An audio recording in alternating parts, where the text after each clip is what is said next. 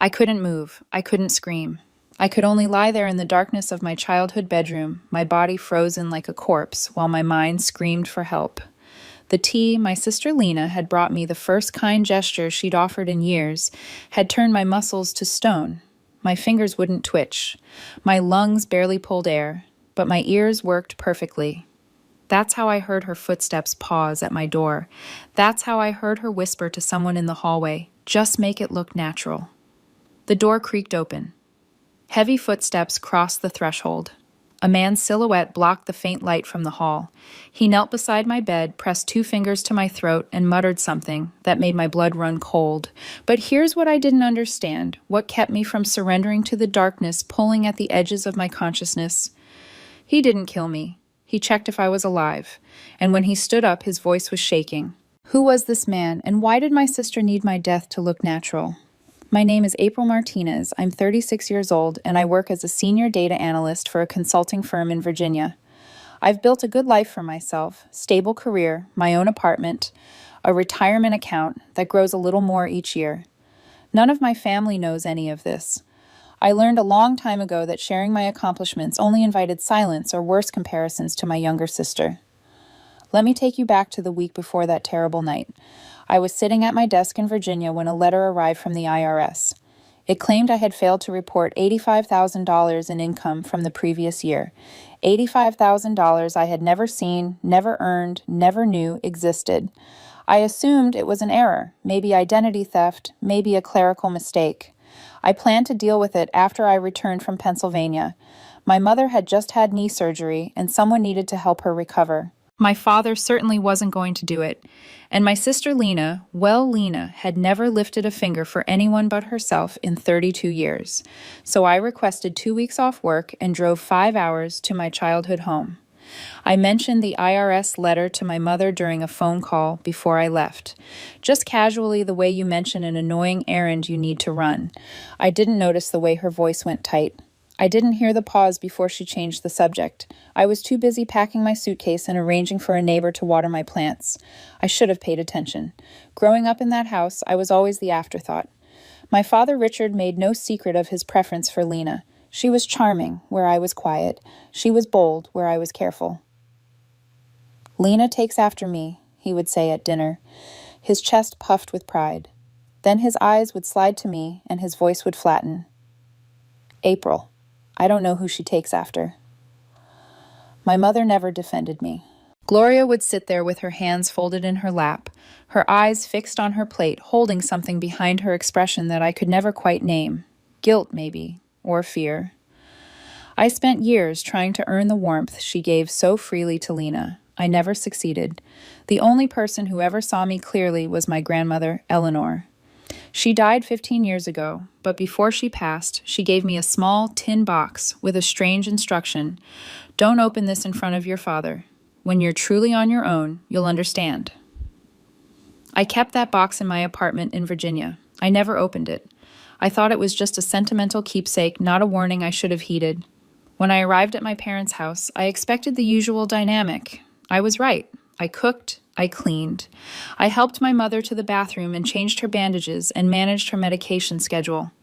Lena showed up twice in 4 days, both times, with her phone out, snapping photos for Instagram. "Taking care of Mama," her caption read, complete with a heart emoji.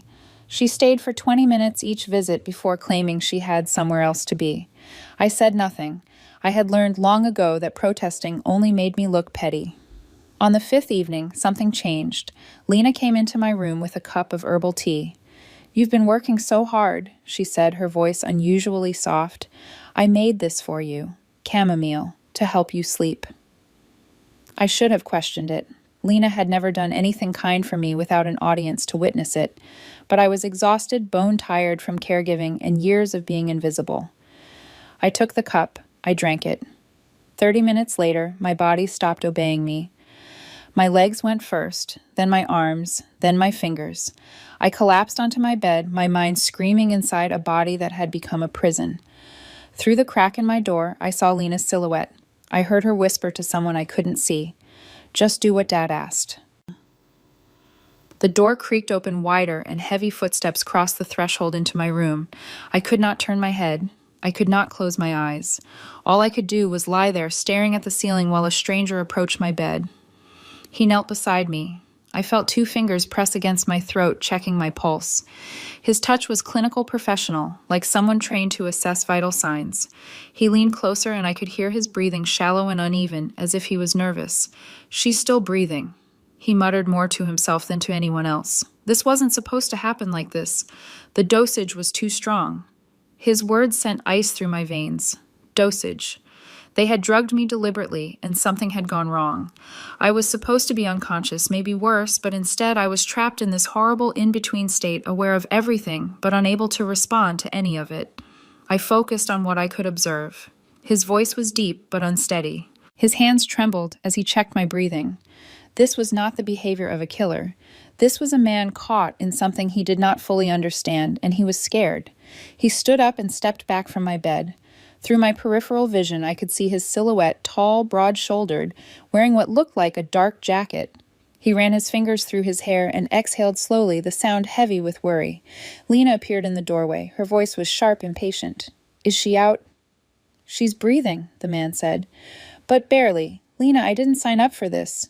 You said she just needed to sleep. You didn't say anything about keep your voice down." Lena stepped into the room, and I heard her heels click against the hardwood floor. She stopped somewhere near the foot of my bed. "Dad said she's been stealing from them for years. Thousands of dollars. Did you know that my own sister taking money from our parents while pretending to be the responsible one?" The accusation was so absurd that I would have laughed if my body had allowed it. I had never taken a single dollar from my parents. I had been financially independent since I was 23 years old. I paid for my own apartment, my own car, my own life. The idea that I was stealing from them was insane, but the man did not know that. He only knew what Lena had told him. After Friday, Lena continued, her voice dropping to something cold and determined. "She won't be able to touch their money anymore. The court will make sure of that, and maybe then Dad will finally see the truth. I'm the one who protected this family, not her. I've always been the one who actually cared." Her words revealed something I had suspected but never confirmed. This was not just about money. This was about our father's approval. Lena had spent her entire life basking in his favoritism, and somewhere along the way, she had become terrified of losing it. She would do anything, even this, to prove she was the loyal daughter. The man shifted uncomfortably. "This feels like it's going too far. What if she wakes up? What if she remembers?" "She won't remember anything," Lena said dismissively. "The stuff you gave her causes confusion. By the time she's coherent, it'll be too late. Just do what you were hired to do and stop asking questions." Hired. The word echoed in my paralyzed mind. This man was not a friend of Lena's. He was not a random stranger. Someone had paid him to be here tonight. They left my room. The door closed behind them with a soft click, and I was alone in the darkness. My thoughts drifted, pulled by the drugs still coursing through my system. I found myself remembering my grandmother's funeral 15 years ago. The church had been filled with flowers, white lilies her favorite. Family members I barely recognized had dabbed at their eyes with handkerchiefs and murmured about what a wonderful woman Eleanor had been. But my father had not cried. I remembered watching him during the service, waiting for some sign of grief, some crack in his stoic expression. Instead, I saw something that troubled me even then, though I was only 21 years old and did not fully understand it. He looked relieved. When the casket closed for the final time, my father's shoulders relaxed. He took a deep breath, like someone who had been holding tension for a long time and could finally let it go. At the time, I told myself I was imagining things. People grieve differently, I reasoned. Maybe relief was part of his process. Now, lying paralyzed in my childhood bedroom, I was not so sure. My grandmother's last words to me surfaced through the haze of memory. She had been in the hospital, thin and frail, against the white sheets. She had taken my hand in both of hers and looked at me with an intensity that had startled me. "You're the strongest one in this family, April," she had said. "One day you'll understand why I'm giving this to you and not them." I had assumed she meant the tin box, the one she pressed into my hands before I left that day. The one with the strange instruction to never open it in front of my father. I had kept that box for 15 years without ever looking inside. I thought it was just a keepsake, a sentimental gesture from a dying woman. But my grandmother had looked at my father during that visit. She had watched him hover in the doorway of her hospital room, impatient and distracted, checking his watch every few minutes, and her expression had shifted into something close to contempt. She knew something about him, something she tried to warn me about, and I had been too young, too naive, too desperate to believe in my family's goodness to listen. The hours passed slowly. The paralysis began to fade, starting with my fingers. I could twitch them slightly, then curl them into my palm. Sensation crept back into my arms and legs, like blood returning to a limb that had fallen asleep. It was painful pins and needles spreading across my skin, but I welcomed the discomfort. It meant I was regaining control. I heard footsteps in the hallway. Lena's voice, muffled but recognizable, said something I could not make out. Then silence. I kept my eyes closed and my breathing slow. I needed them to think I was still unconscious. The door opened. Someone approached my bed. Lena, I could tell by the scent of her perfume. She stood there for a long moment watching me. I forced myself to remain perfectly still. "Still out," she murmured, then left. When I was certain she was gone, I opened my eyes. The room was dim, lit only by the faint glow of streetlights through the curtains. I turned my head slowly, testing my recovering muscles, and saw something on the floor beside my bed. A card. Small and white with dark lettering. It took all my strength to reach down and pick it up. The movement was clumsy, my fingers still weak, but I managed to bring it close enough to read. Marcus Webb, private investigator. A private investigator. In my bedroom, in the middle of the night. The jealous sister explanation I had been constructing in my mind suddenly felt incomplete. Lena was many things, petty, selfish, desperate for approval, but she was not sophisticated enough to hire a PI. This was something bigger. Someone else was pulling strings. Just before dawn, I heard a car pull into the driveway. A door slammed. Heavy footsteps crossed the porch and entered the house. My father's voice cut through the morning quiet, sharp and commanding. He was not asking questions. He was giving orders. "Is it done?" "Good. The hearing is Friday. Make sure she stays sedated until then." He paused, and when he spoke again, his tone was cold with certainty. "And remember, she's been unstable for years. Everyone will believe it." My father's words hung in the air like a death sentence. The hearing is Friday. She's been unstable for years. Everyone will believe it. I lay perfectly still, barely breathing, as his footsteps moved through the house. A door closed somewhere down the hall. Voices murmured too low to make out the words, and then silence. I had 4 days. 4 days before my own father tried to have me declared mentally incompetent. 4 days before I lost the right to control my own life. I waited until the house fell completely quiet. The paralysis had mostly faded, leaving behind a deep exhaustion and a dull ache in my muscles. Moving felt like swimming through thick mud, but I forced myself upright. I found my shoes by the bed and my purse on the dresser where I had left it. My car keys were still inside. The hallway was dark. I crept past my parents' bedroom, past Lena's old room where I could hear her snoring softly, past the bathroom where a nightlight cast a faint glow. The front door seemed impossibly far away. Every floorboard threatened to creak. Every shadow looked like someone waiting to catch me, but no one stirred. I slipped out the front door and into the cold morning air. I drove for 20 minutes before I felt safe enough to stop. A gas station appeared on my right, one of those old places with a payphone still mounted near the restrooms. I pulled in my hands, shaking on the steering wheel. The PI's card was still in my pocket. Marcus Webb. I did not know if I could trust him, but I had no other options. He was the only lead I had. I fed coins into the payphone and dialed the number. It rang 4 times before a groggy voice answered. "Webb?" "This is April Martinez," I said. "You were in my bedroom last night. You checked my pulse. I need to know why." There was a long pause. When Marcus spoke again, all traces of sleepiness had vanished from his voice. "You're coherent. You can talk. How is that possible? The drug wore off." "I heard everything. My sister, my father, all of it. Now tell me what's going on or I'm calling the police." "Don't," he said quickly. "Not yet. Listen to me. I wasn't there to hurt you. I didn't know what your sister was planning. I was hired by your father 3 weeks ago to investigate you. He wanted me to find evidence that you were mentally unstable and financially irresponsible. He said he needed documentation for a court case." My stomach turned. "What kind of court case?" "Guardianship." He's trying to have you declared incompetent so he can take control of your finances and your decisions. But April, here's the thing. I couldn't find any evidence against you. Your credit is excellent. Your employment history is spotless. You have no criminal record, no history of mental illness, nothing. You're one of the most stable people I've ever investigated.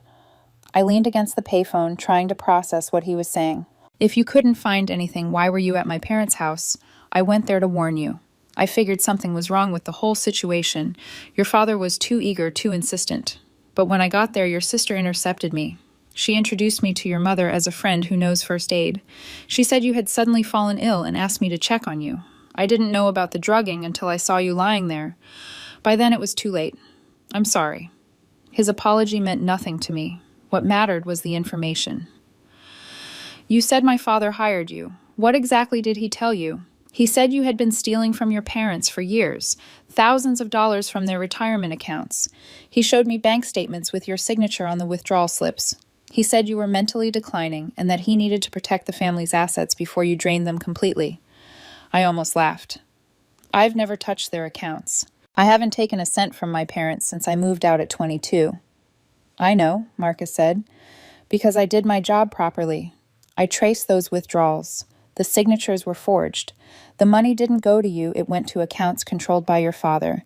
Over $287,000 in 3 years. He's been stealing from his own retirement fund and framing you for it. The ground seemed to shift beneath my feet. My father had been forging my signature. My father had been draining his own accounts and blaming me. And Lena. My sister, I said slowly. Does she know? I don't think so. Based on what I overheard last night, your father told her you were the thief. She genuinely believes she's protecting your parents by helping him. The sedative she gave you. Your father told her it was a mild sleep aid to help you rest while they sorted out the family finances. She didn't know it would paralyze you. So Lena was a pawn. A willing one, desperate for our father's approval, but a pawn nonetheless. She had drugged me, believing she was doing the right thing. It did not excuse her actions, but it explained them. There's more, Marcus said. You mentioned an IRS letter when I was researching you, something about unreported income. $85,000. Income I never earned. That's the trigger. Your father has been using your identity for over a decade. Tax fraud, credit applications, business loans.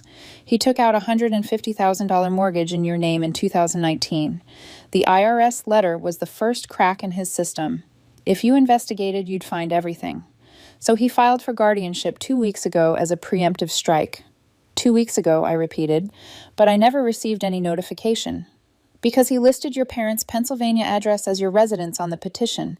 The court notice went there. He intercepted it. You were never supposed to know about the hearing until after it happened. Everything clicked into place with horrible clarity. My father had spent years making me invisible, making me seem unstable, making everyone believe I was the lesser daughter. It was not neglect, it was strategy. He needed me to be someone no one would believe. There's something I need to check, I told Marcus. Meet me in Virginia this afternoon. I'll text you the address. I drove to my apartment, my mind racing the entire way. The tin box my grandmother had given me 15 years ago was exactly where I had left it, tucked in the back of my closet behind old photo albums. I carried it to my kitchen table and sat there for a long moment just looking at it. Then I opened it. Inside was a handwritten letter and a folded document. The letter was from my grandmother, her familiar handwriting slightly shaky from the illness that was already taking her life. My dear April, it read. Your father filed a false affidavit after I died, claiming I had no will. He stole your inheritance to cover his debts. I couldn't stop him before I passed, but I saved this copy. He made you invisible your whole life so you'd never question anything. But I see you, April. You deserve to be loved. You deserve the truth. The document was her original will. It left her house worth $400,000 specifically to me. Marcus arrived an hour later. I showed him everything. He examined the will carefully, then looked up at me with something like admiration. The original probate fraud was 15 years ago, he said, technically outside the statute of limitations. But here's the thing, your father has been filing false tax returns using proceeds from that stolen inheritance every year since. Each return resets the clock. And that 2019 loan using stolen funds as collateral. That's recent enough to prosecute everything. It all connects. He set down the will and met my eyes. Your father spent 15 years building you into the perfect scapegoat. He made everyone believe you were unstable, so when this moment came, no one would question it. But April, the hearing is Friday. That's 4 days. If you don't prove your competency and expose him before then, you lose everything. Your money, your freedom, your identity, your entire life. He wins. 4 days. That was all I had to save my own life. Marcus and I worked through the night, gathering every document, every record, every piece of evidence we could find. By Thursday evening, I had hired an attorney of my own, a woman named Sandra Chen, who specialized in fraud cases and looked at my father's scheme with the cold fury of someone who had seen this kind of betrayal before. Friday morning, I walked into the courthouse wearing a navy blue suit I had bought for job interviews years ago. My hands were steady. My mind was clear. I had spent 36 years being invisible in my own family. Today they would finally see me. My father was already seated at the petitioner's table when I entered the courtroom. The shock on his face when he saw me was worth every sleepless hour of the past 4 days. He had expected me to still be sedated in Pennsylvania, confused and helpless. He had expected to win by default. Instead, I took my place at the respondent's table with my attorney beside me and met his eyes without flinching. The competency evaluation took less than an hour. I answered every question clearly and correctly. I recited my social security number, my address, my employer, my bank account details. I explained my monthly budget, my retirement contributions, my investment strategy. The evaluator made notes and nodded, her expression professionally neutral, but her eyes betraying a hint of confusion about why this case had been filed at all. Then my attorney stood and presented our evidence. She explained that the guardianship petition listed my parents' Pennsylvania address as my residence, not my actual home in Virginia. She showed the court that the notification had been sent to the wrong address deliberately. She used the word fraud 3 times in 5 minutes. The judge's face darkened as she reviewed the documents. She looked at my father with an expression I had never seen anyone direct at him before suspicion. "This petition is dismissed," she announced. "Furthermore, I am ordering an investigation into the irregularities in how this petition was filed. Mr. Martinez, I suggest you retain legal counsel. You may need it." My father's face turned gray. For the first time in my life, I watched him lose control of a situation. He opened his mouth to protest, but his attorney placed a hand on his arm and shook his head. They left the courtroom without looking at me. I had won the first battle, but the war was just beginning. Over the next 3 weeks, Marcus and I built our case piece by piece. We obtained security footage from my parents' house showing Lena entering my room multiple times, searching through my documents and belongings. We had the forged signatures analyzed by a handwriting expert who confirmed they did not match my actual handwriting, but showed characteristics consistent with my father's hand. We traced every withdrawal from my parents' retirement accounts to investment accounts controlled by my father investments that had failed spectacularly, leaving him desperate for money. The authenticated will from my grandmother proved the probate fraud. The 2019 loan documents proved identity theft. And the recorded phone conversations obtained legally through Marcus's continued investigation captured my father discussing how to manage me and keep me under control. Every piece connected to form a complete picture of 15 years of systematic fraud. My father had stolen my inheritance, destroyed my credit, and tried to steal my freedom, and he had done it all while making me believe I was simply unloved. When we had everything we needed, I made one final visit to my parents' house. I did not warn them I was coming. I found them in the living room with their attorney discussing what they called damage control. Lena was there too, her face pale and drawn. They all looked up when I walked in, and for a moment no one spoke. I placed a thick folder on the coffee table.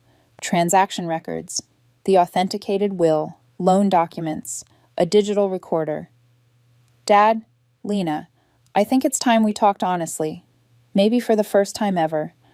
Their attorney picked up the folder and began flipping through the pages.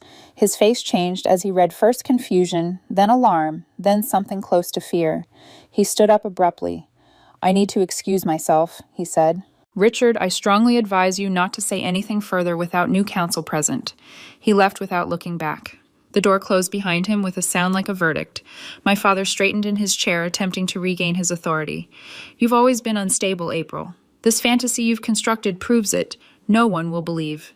Then you won't mind if I play these recordings for the police, I said calmly. They're already on their way. I called them 2 hours ago. His bluff collapsed. I watched the calculation in his eyes shift from confidence to desperation to something ugly and cornered. Lena broke first. Her voice cracked as tears spilled down her cheeks. Dad told me you were stealing from them. He showed me the bank statements. He said you never loved this family, that you were just waiting for them to die so you could take everything. I was trying to protect them, April. I was trying to be a good daughter. I looked at my sister, really looked at her and saw her clearly for the first time. Not as an enemy, not as the golden child who had stolen my place in our parents' hearts, but as another victim of our father's manipulation, a victim who had chosen not to question, not to verify, not to think for herself, a victim whose desperation for approval had made her a willing accomplice. He used both of us, Lena, I said quietly.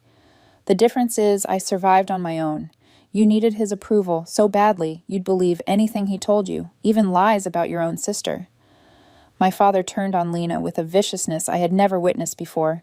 You stupid girl. You couldn't even handle a simple task. All you had to do was keep her sedated until the hearing. 3 days. And you couldn't even manage that. His mask fell completely.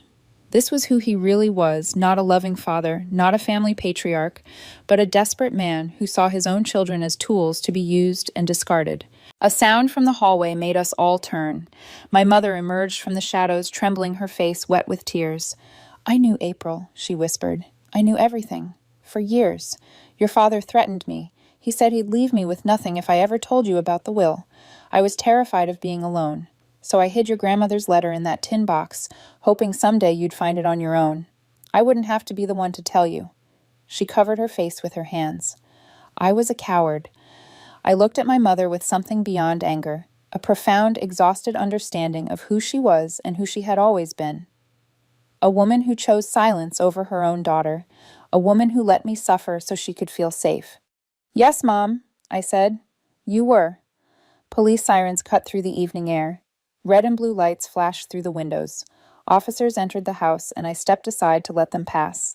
They handcuffed my father first. He protested loudly about family misunderstandings and personal disputes, but the officers ignored him. They had seen the evidence. They knew what he had done. Then they read Lena her rights for her role in the conspiracy. She went quietly, tears streaming down her face, looking back at me with an expression I could not fully read. But my eyes remained fixed on my mother. I watched her realize that 40 years of silence had not protected anyone. It had only ensured that when the destruction finally came, it would be complete. 6 months passed before the legal system delivered its final verdicts.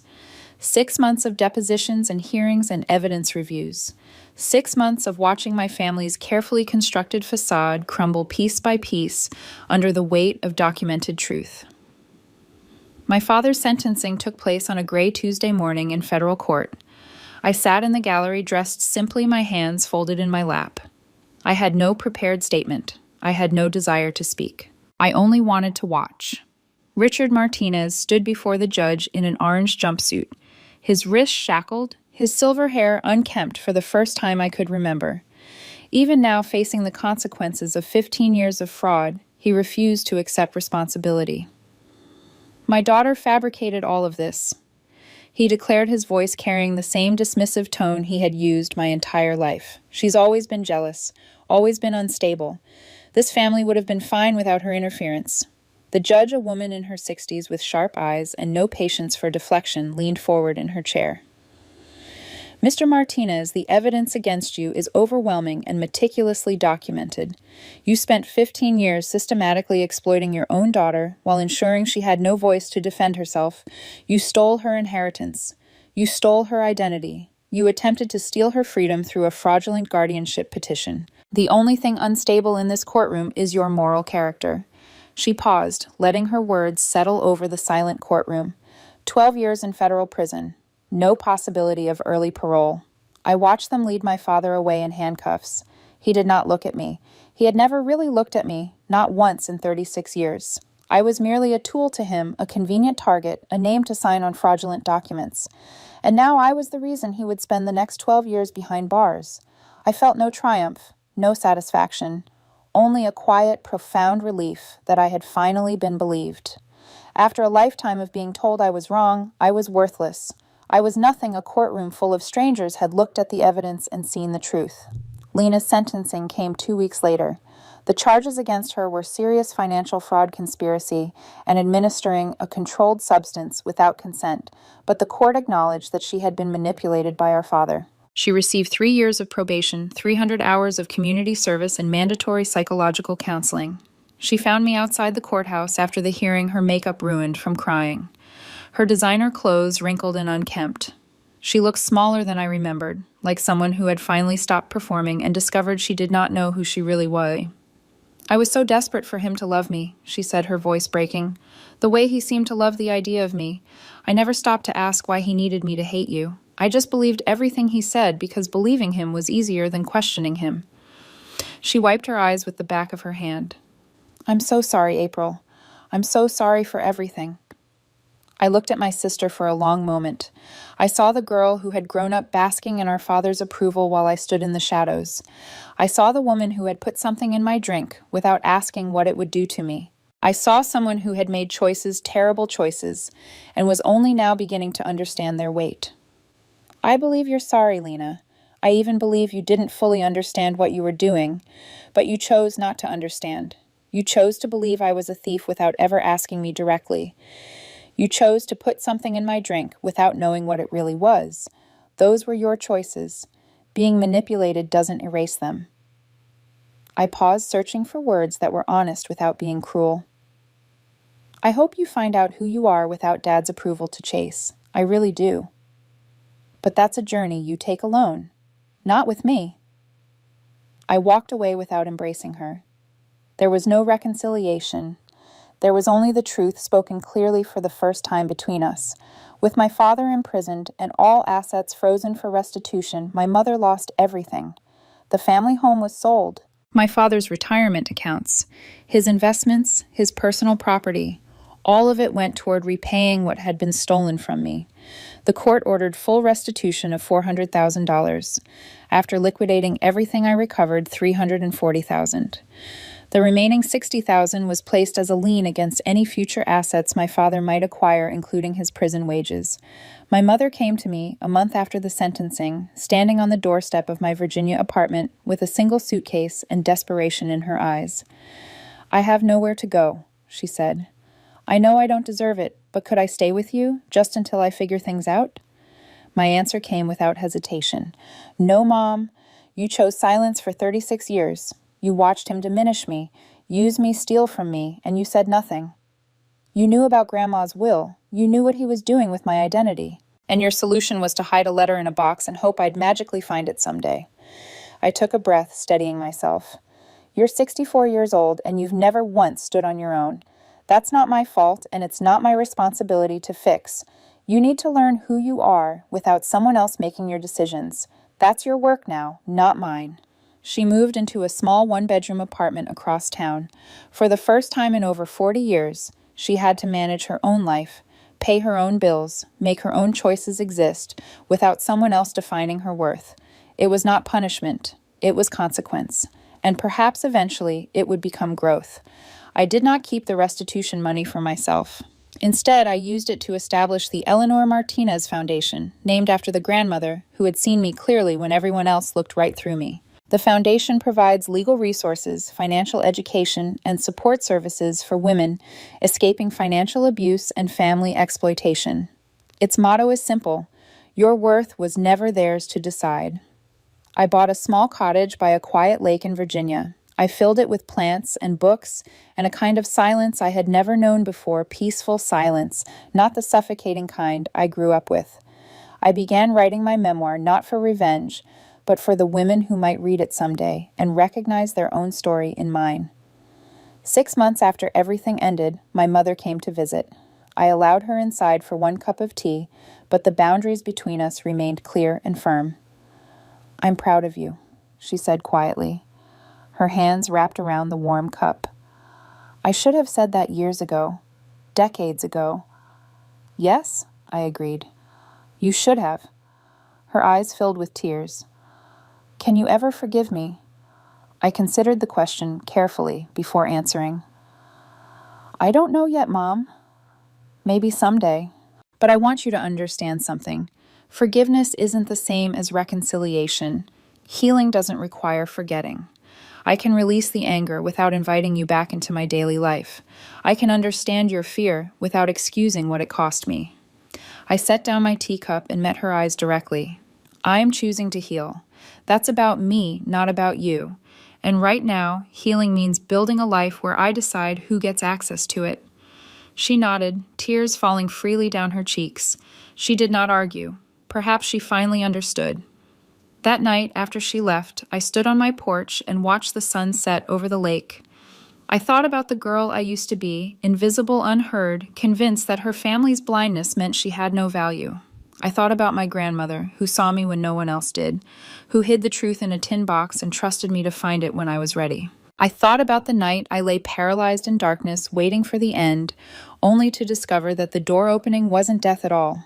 It was the beginning of everything. I am the strongest one in my family, not because I never fell, but because when I finally understood why I kept falling, I stopped letting them push me down. I see my own worth now, and that is enough.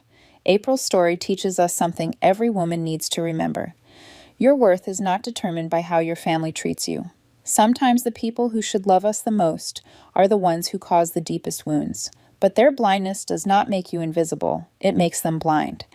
If you recognize yourself in April's journey, if you have ever been made to feel small, dismissed, or used by people who were supposed to protect you, know this: you deserve better.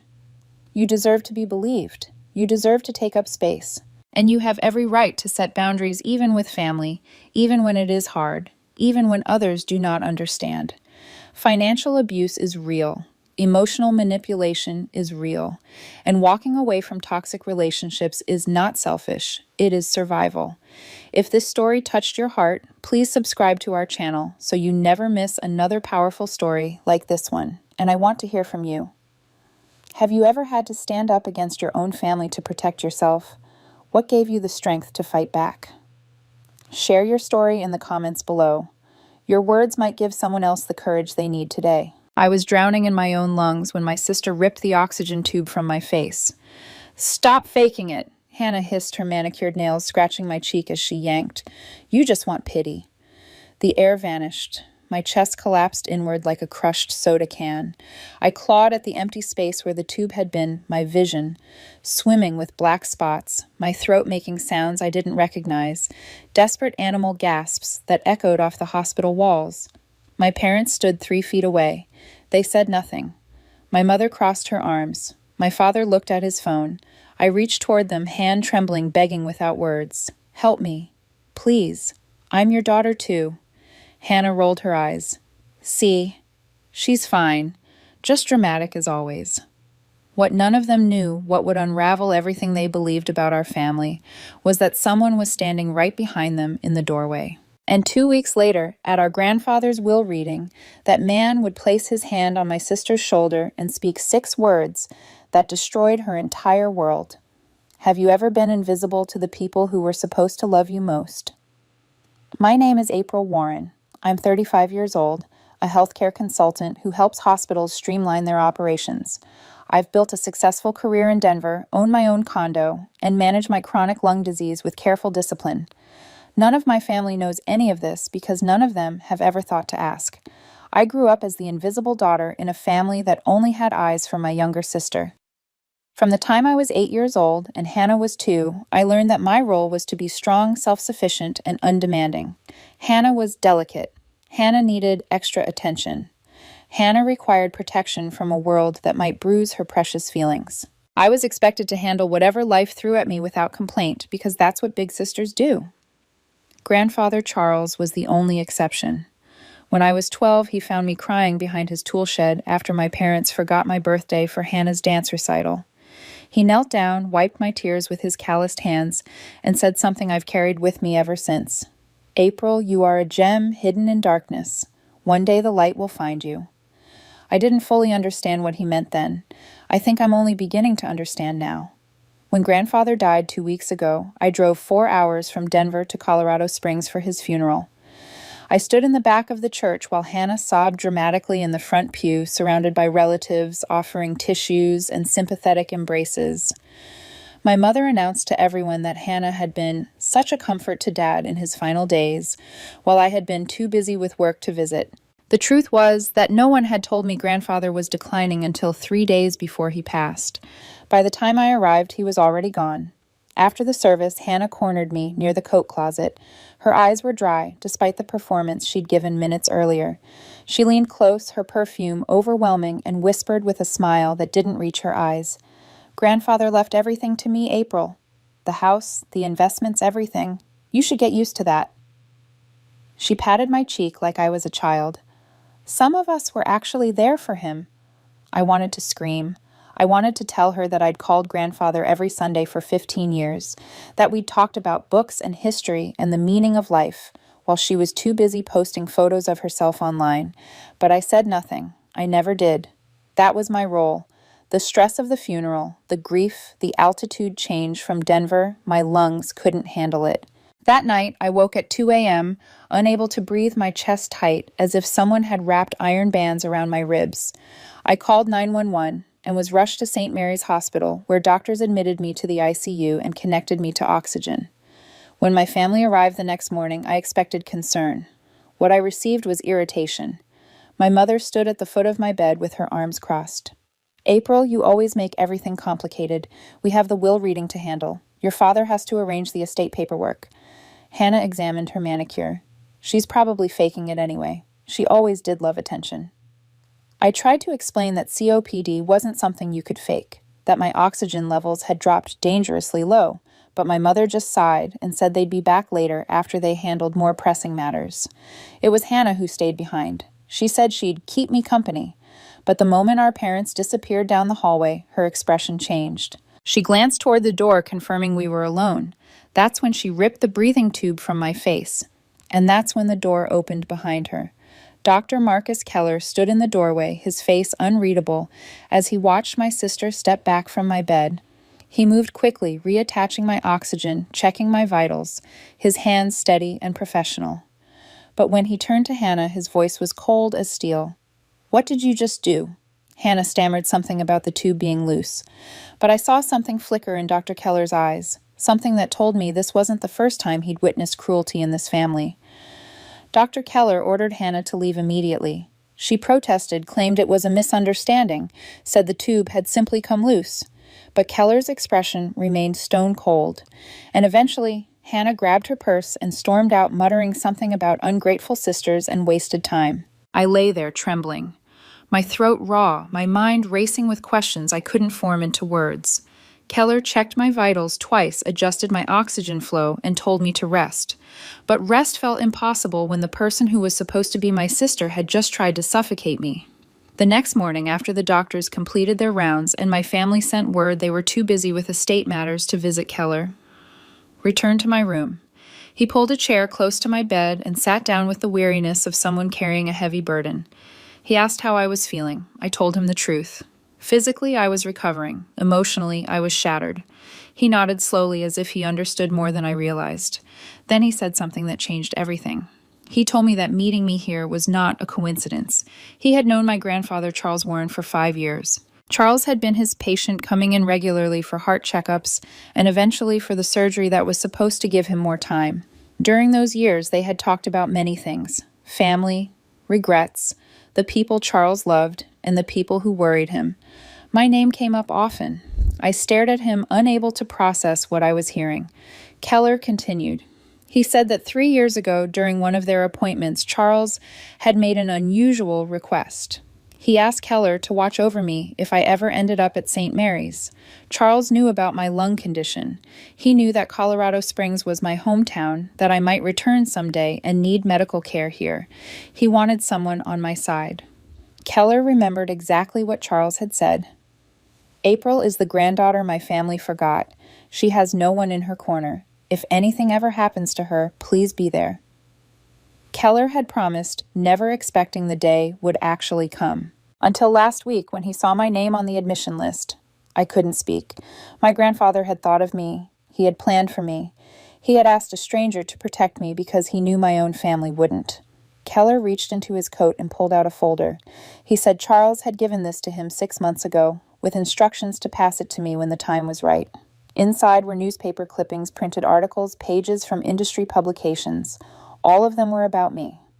One article described how my consulting work had helped Denver Memorial Hospital avoid a financial collapse 3 years ago. Another featured an interview where I discussed efficiency strategies for struggling medical centers. There were dozens of pieces spanning nearly a decade of my career. In the margins and handwriting, I recognized from birthday cards long ago my grandfather had written notes. My granddaughter did this. So proud of her. She built this life completely on her own. The tears came before I could stop them. For 35 years, I believed no one in my family saw me. I believed I was invisible, forgettable, unworthy of attention or pride. But grandfather had been watching all along. He had collected evidence of my achievements like precious treasures. He had carried my successes in his heart even when he couldn't tell me directly. The realization broke something open inside me, something that had been locked away for decades. Keller gave me a moment to compose myself. Then his expression grew serious again. He said there was more I needed to know.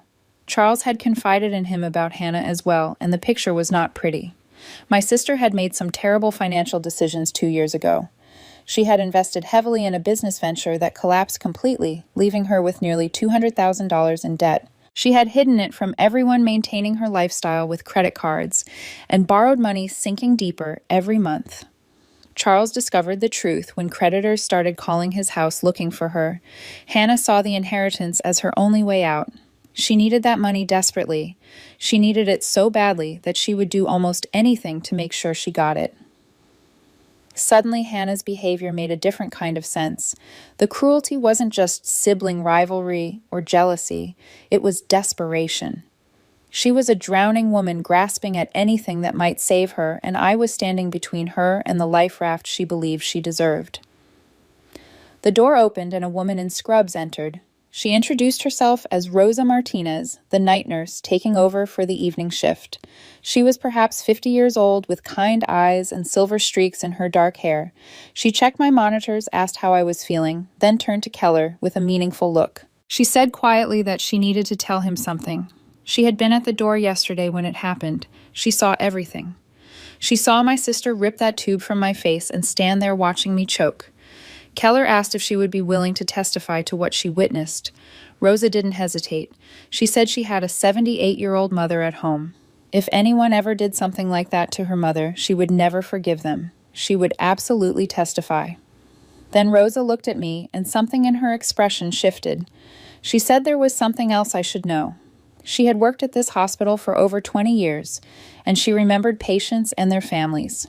She remembered my grandfather. She was on duty the night he passed away. My blood ran cold. Rosa's voice dropped lower. She said that night my sister Hannah had come to visit. Late around 11, she insisted on staying with him alone. Rosa had thought it was sweet at the time, a granddaughter wanting private moments with her dying grandfather. But now, after what she witnessed yesterday, she wasn't sure anymore. "Your sister was there that night," Rosa said slowly. "Alone with him. And by morning he was gone." Rosa's words hung in the air like a dark cloud. I asked her to tell me everything she remembered about that night. She pulled a chair closer and spoke in a low, steady voice. She said my grandfather had been recovering well after his heart surgery. His vitals were stable. The doctors were optimistic he would be discharged within a week. Then Hannah showed up around 11 at night, saying she wanted to spend some quiet time with him. Rosa thought it was touching. She let Hannah into the room and continued her rounds. About 30 minutes later, the monitors started screaming. Rosa rushed back to find my grandfather had stopped breathing. She called the emergency team immediately, but it was too late. What bothered her most was Hannah's reaction. Most family members panic when something like that happens. They cry, they scream, they beg for help. Hannah just sat there in the chair by the window, perfectly calm, watching the medical team work on a man who was already gone. And there was something else. When Rosa checked the equipment during the chaos, she noticed the breathing tube had been displaced from its proper position. not completely removed, but shifted just enough to compromise the airflow. She reported it to her supervisor, but there was no investigation. Elderly patients sometimes move in their sleep. Equipment shifts. These things happen. Rosa paused and looked at me with tired eyes. She said she had no direct proof of anything. She couldn't accuse anyone based on what she saw, but she knew something wasn't right, and apparently my grandfather knew it too. Because after Hannah's first visit to see him earlier that week, he immediately asked the nurses to contact his lawyer. He changed his will 3 days before he died. I turned to Keller and asked the question burning in my chest. Would Hannah ever face charges for what she might have done to Grandfather Keller? Was honest with me. He said probably not. There was no concrete evidence, no witnesses to the actual moment, nothing that would hold up in court. The displaced tube could be explained away as accidental movement. Hannah would deny everything, and without proof, no prosecutor would touch the case. But Keller reminded me that Charles had known something was wrong. That's why he changed his will. That's why he had prepared for the possibility that Hannah might go too far. I lay there processing everything. For the first time in my life, I didn't feel sad or defeated. I felt angry, a cold, clear anger that sharpened my thoughts instead of clouding them. I didn't want revenge through the legal system. I didn't want to spend years fighting battles I couldn't win. What I wanted was the truth. I wanted my family to face what they had allowed to happen, what they had chosen to ignore for decades. I looked at Keller and Rosa and asked them directly, would they help me? Would they stand with me when the time came to reveal everything? Keller nodded without hesitation. Rosa reached over and squeezed my hand. She said she would be honored to help. The next day, my family showed up demanding that I check out of the hospital early. My mother complained about the expense. My father muttered about scheduling conflicts with the lawyer, and Hannah incredibly acted sweeter than she had in years. She sat on the edge of my bed and said she was so worried about me. She said I should come home and rest properly before the will reading. She even offered to make me soup. I looked into her eyes and saw the calculation behind the performance. She was scared, not of me, but of losing control of the situation. For the first time in my entire life, I didn't bend. I didn't apologize or accommodate or make myself smaller to keep the peace. I told her I would leave when my doctor said I was ready and not a moment sooner. Something flickered across Hannah's face. Confusion, maybe, or the first hint of fear. She wasn't used to me pushing back. I was discharged 2 days later, strong enough to walk on my own and breathe without assistance. Before I left, Keller handed me a sealed envelope. He said my grandfather had given it to him months ago with specific instructions. I was only supposed to receive it when I truly needed it. I opened it carefully and found a handwritten note in grandfather's familiar script. April, you are the only one in this family with a kind heart. Don't let them steal that from you. I read those words 3 times, feeling his love reach across the divide of death. He had been preparing for this moment all along. He had known what was coming, and he had made sure I wouldn't face it alone. The will reading was scheduled for 10 in the morning at Thomas Reed's law office downtown. When I arrived, my parents and Hannah were already seated, looking impatient and entitled. The door opened, and I walked in. But I wasn't alone. Behind me stood Dr. Marcus Keller and Nurse Rosa Martinez. Hannah's face turned white as paper. Hannah demanded to know why I had brought strangers to a private family matter. Her voice was sharp, but I could hear the tremor underneath. Thomas Reed, the lawyer, who had been grandfather's friend for 40 years, answered before I could. He explained that Charles had specifically requested their presence in his written instructions. This was not my doing. This was grandfather's final wish. Reed asked everyone to sit down. He was a tall man with silver hair and reading glasses perched on his nose, and he carried himself with the gravity of someone who had witnessed many family secrets over the decades. He began by saying that Charles had been very specific about how this gathering should proceed. He wanted all family members present. He wanted witnesses, and he wanted certain truths to come to light before the distribution of his estate was finalized. Hannah sat with her arms crossed, still confident that everything would go her way. My parents exchanged nervous glances, clearly unsettled by Keller and Rosa's presence. Reed opened the first document and began reading. The main house, valued at approximately $800,000, would be divided equally among 3 parties: Linda Warren, Richard Warren, and April Warren. He paused. Hannah's name was notably absent. Hannah jumped to her feet immediately. She said there had to be a mistake. Grandfather had promised her the house. He had told her she would be taken care of. Reed looked at her calmly over his glasses and asked her to please sit down. There was more to come. Hannah's confidence cracked visibly, but she lowered herself back into her chair with clenched fists. Reed then turned to Keller and invited him to speak. My parents looked confused, but Hannah's face had gone from white to gray. Keller stood and addressed the room in his steady, measured voice. He explained that he had been Charles Warren's physician for 5 years. During that time, Charles had confided in him about his family, his worries, and his hopes. Charles had specifically asked Keller to watch over me if I ever needed medical care at St. Mary's. He had said that I was the granddaughter the family forgot, and he wanted someone in my corner. Then Keller described what he had witnessed 3 days ago. He had walked into my hospital room to find Hannah standing over my bed. She had just ripped the breathing tube from my face. I was choking, gasping, unable to breathe, and Hannah simply stood there watching. He intervened immediately and saved my life. He looked directly at Hannah as he spoke, and she could not meet his eyes. Rosa stood next. Her voice was quieter but equally steady. She confirmed that she had been at the doorway and witnessed the entire incident. She saw Hannah remove my breathing tube. She saw Hannah make no attempt to call for help. And then Rosa added something that made my mother gasp. She said she had also been on duty the night Charles died. She described how Hannah had arrived late, insisted on being alone with grandfather, and closed the door. 30 minutes later, the monitors alarmed. When Rosa rushed in, she found the breathing tube displaced, and Hannah sitting calmly by the window, showing no distress at all. Hannah screamed that they were lying. She said this was a conspiracy against her, that I had paid these people to destroy her reputation. Reed raised his hand for silence. He produced a folder containing hallway camera footage from the hospital and nursing notes documenting the displaced equipment. The evidence was clear. Keller stood again and walked slowly toward Hannah. The room fell completely silent. He placed his hand on the table directly in front of her and leaned close. Then he spoke 6 words that seemed to stop time itself. "I saw what you did, Hannah." She froze like a deer caught in headlights. Keller continued without breaking eye contact. He said it wasn't just what she did to me. It was what she did to grandfather, too. Reed opened a second envelope and explained that Charles had written a letter specifically for Hannah to be read only at this gathering. He began reading aloud.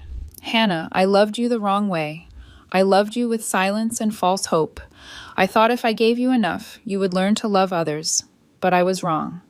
I don't know exactly what you did, but I know what you didn't do.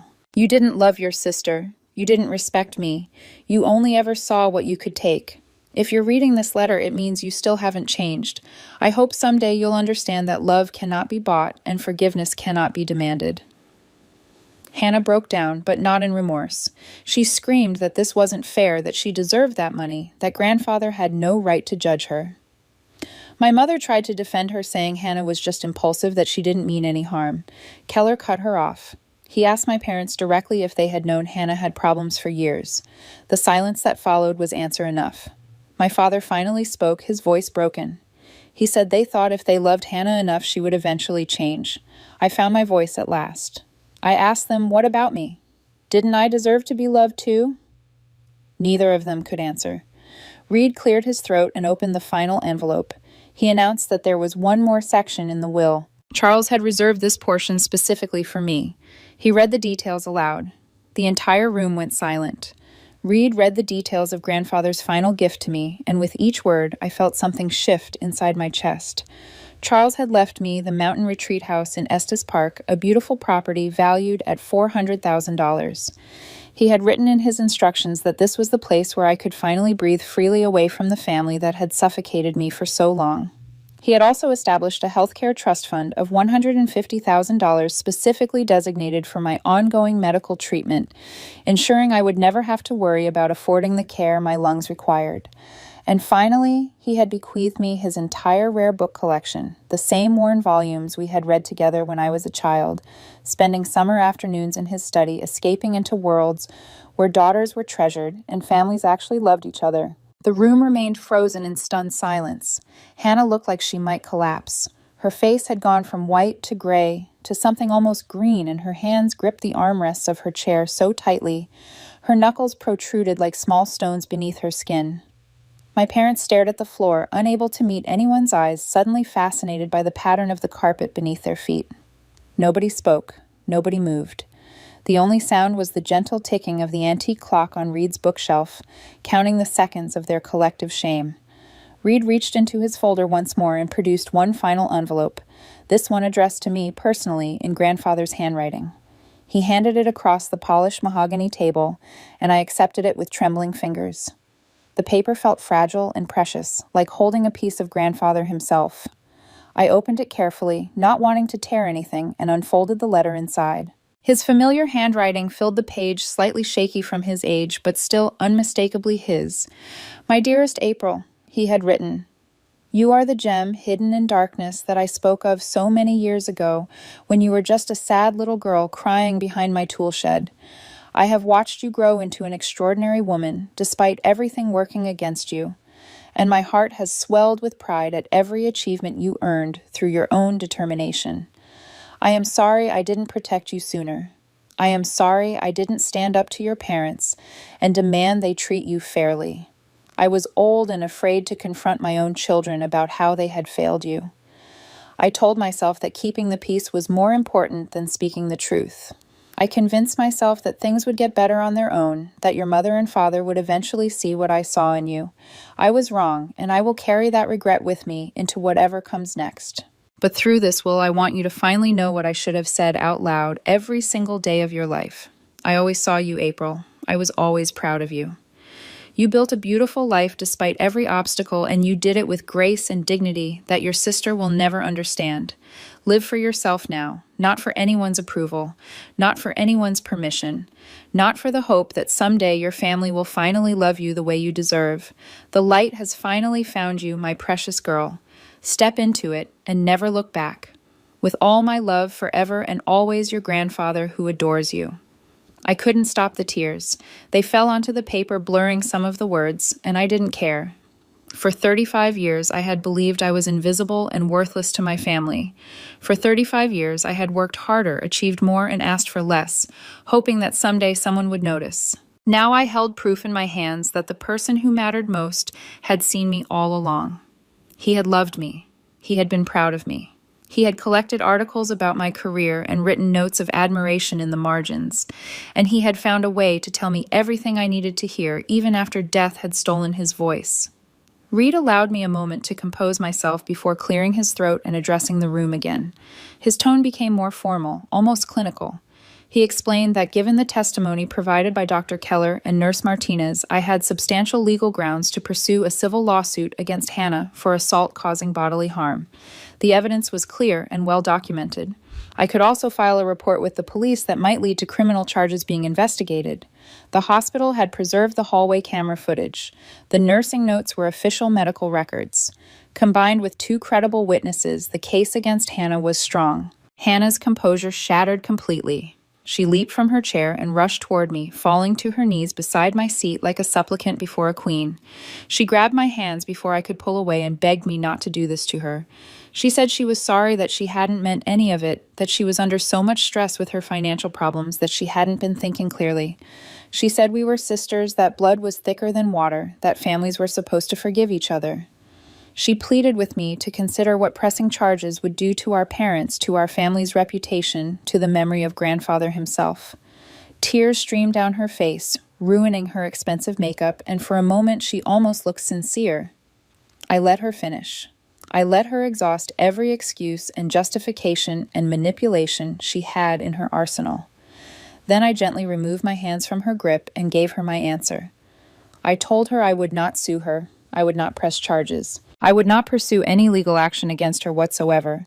Her eyes lit up with relief, and she started to thank me, but I held up my hand for silence. I explained that my decision had nothing to do with forgiveness or mercy or sisterly love. I was choosing not to pursue legal action because I refused to spend another single day of my life carrying resentment toward her. She had already taken too much from me. She had taken my childhood peace. She had taken my sense of belonging. She had taken 35 years of believing I was somehow less worthy of love than she was. She would not take my future peace as well. I would not give her that power. But I also made something else very clear. From this day forward, Hannah was no longer my sister.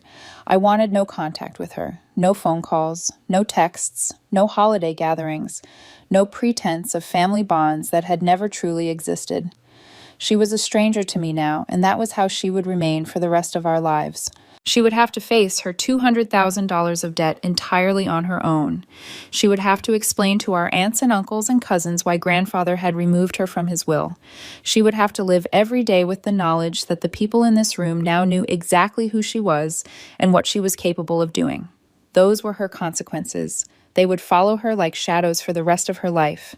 And unlike a lawsuit that might end after a few years, these consequences would never expire.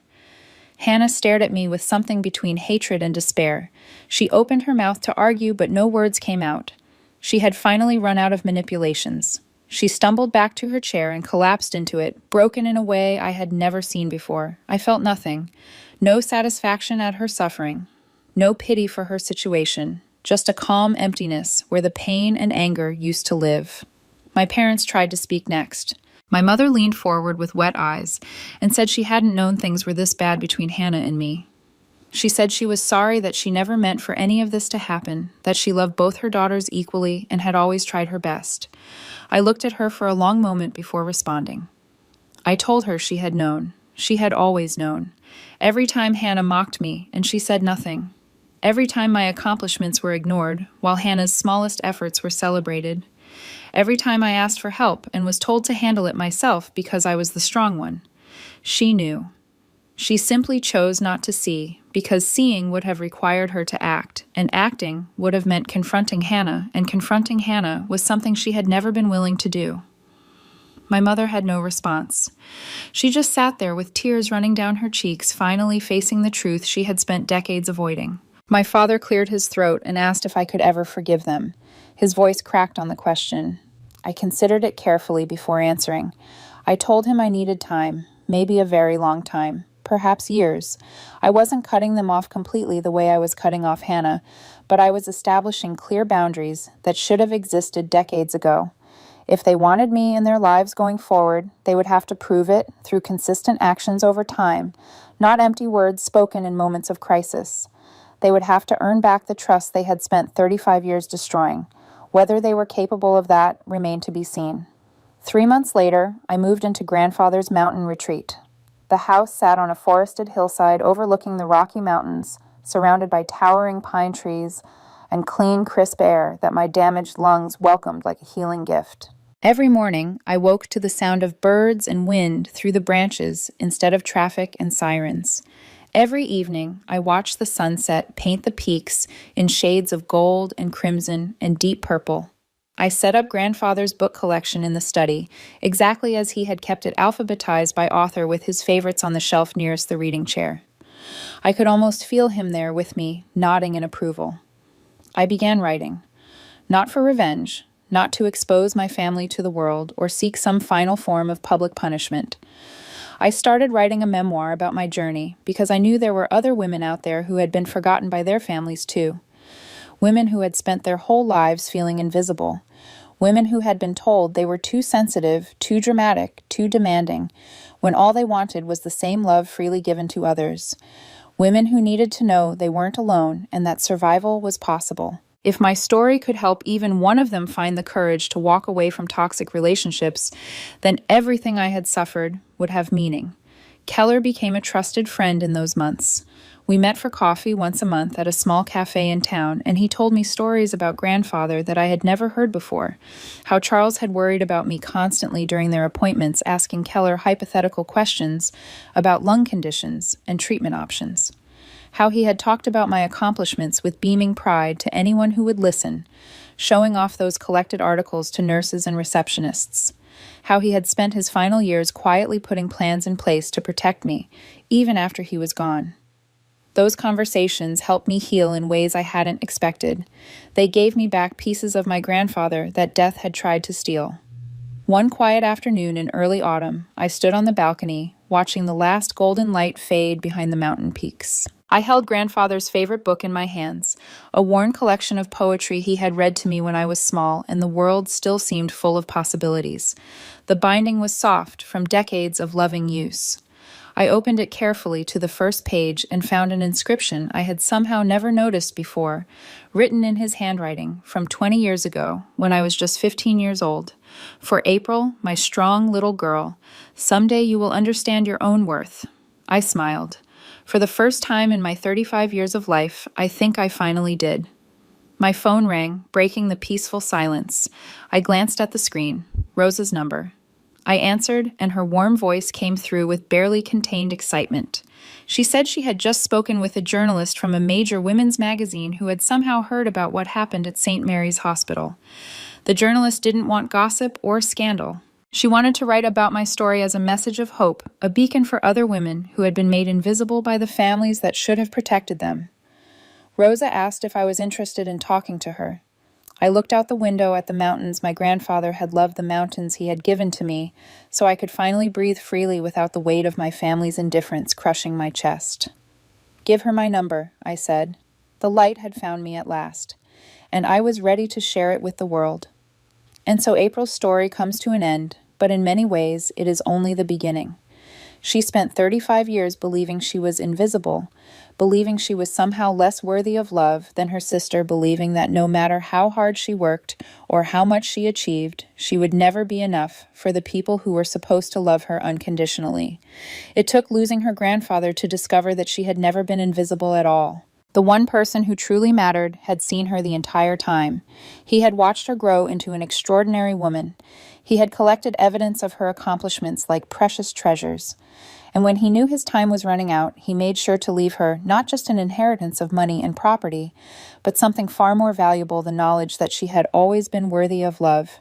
April chose grace over revenge. She could have destroyed Hannah in court. She could have pressed criminal charges and watched her sister face the full consequences of her cruelty. But April understood something that Hannah never will. Revenge is a chain that binds you to the person who hurt you. Forgiveness, even when it is undeserved, is the key that sets you free. April did not forgive Hannah because Hannah earned it. She released that burden because she refused to carry it any longer. And in doing so, she finally stepped into the light her grandfather had always promised would find her. This story is for every woman who has ever felt invisible in her own family. For every daughter who worked twice as hard and received half the recognition. For every sister who was expected to be strong while someone else was allowed to be fragile. For every woman who looked around the dinner table and wondered why her accomplishments were never celebrated the way others were. You are not alone. Your feelings are valid. And your worth is not determined by whether your family chooses to see it. I want to hear from you now. Have you ever felt like the invisible one in your family? Have you ever loved someone who seemed incapable of loving you back the same way? Have you ever had to walk away from people who should have protected you in order to finally protect yourself? Please share your story in the comments below. Your experiences matter, and there are thousands of other women watching this video who need to know they are not the only ones who have felt this way. Sometimes the most powerful thing we can do is simply say, "Me too," and let someone else know they are not alone in their pain. If April's journey touched your heart today, I hope you will consider subscribing to this channel. We tell stories like this every week, stories about women who overcome impossible circumstances, women who find their strength after years of being told they were weak women who finally learn to love themselves after a lifetime of being unloved by others. When you subscribe and turn on notifications, you become part of a community of women supporting women, lifting each other up, and reminding each other that our worth is not defined by those who fail to see it. Please take a moment to hit the like button if this story moved you. That simple action helps more women find these stories when they need them most. And share this video with someone you love, someone who might need to hear that they too are a gem hidden in darkness, waiting for the light to find them. Thank you for spending this time with me today. Thank you for opening your heart to April's story, and thank you for being part of this beautiful community. Until next time, remember, you are seen, you are valued, and you are worthy of love. The light is coming for you too. You just have to be brave enough to step into it when it arrives. I will see you in the next story.